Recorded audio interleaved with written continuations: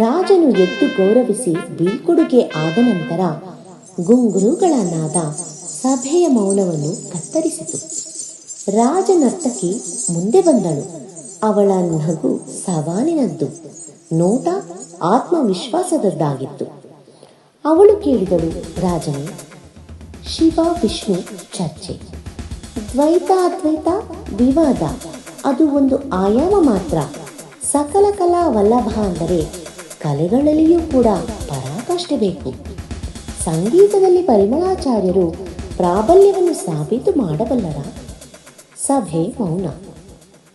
ಪರಿಮಳಾಚಾರ್ಯ ನಿಧಾನವಾಗಿ, ನಾದವೇ ಬ್ರಹ್ಮ, ಸಂಗೀತವೇ ಸಾಧನೆ, ನಿಮ್ಮ ಸವಾಲು ನಾನು ಸ್ವೀಕರಿಸಿರುವೆ. ನರ್ತಕಿ, ರಾಗಗಳು ಎಷ್ಟು, ತಾಳಗಳು ಎಷ್ಟು? ಪರಿಮಳಾಚಾರ್ಯ, ಲೆಕ್ಕವಿಲ್ಲದಷ್ಟು ರಾಗಗಳು ಸಾಧ್ಯತೆ, ಆದರೆ ಶಾಸ್ತ್ರದ ಮೂಲ 77 ಮೇಳಕರ್ತ, ಅವುಗಳಿಂದಲೇ ಸಾವಿರಾರು ಜನ್ಯ ರಾಗಗಳ ಸೃಷ್ಟಿ.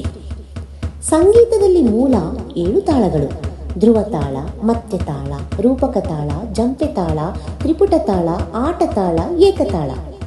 ಸಪ್ತ ತಾಳಗಳ ಮೂಲ ಲಘು, ಧೃತ, ಅನುಧೃತ ಭೇದಗಳಿಂದ 35 ರೂಪ, ವಿಸ್ತೃತವಾಗಿ 108 ತಾಳಗಳ ವೈಭವ.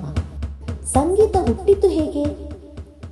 ಪರಿಮಳಾಚಾರ್ಯ ಹೇಳುತ್ತಾರೆ, ಓಂಕಾರದಿಂದ ನಾದ, ನಾದದಿಂದ ಸ್ವರ, ಸ್ವರಗಳಿಂದ ರಾಗ, ಶಿವನ ತಾಂಡವದಲ್ಲಿ ಲಯ, ಸರಸ್ವತಿಯ ವೀಣೆಯಲ್ಲಿ ಮಧುರತೆ.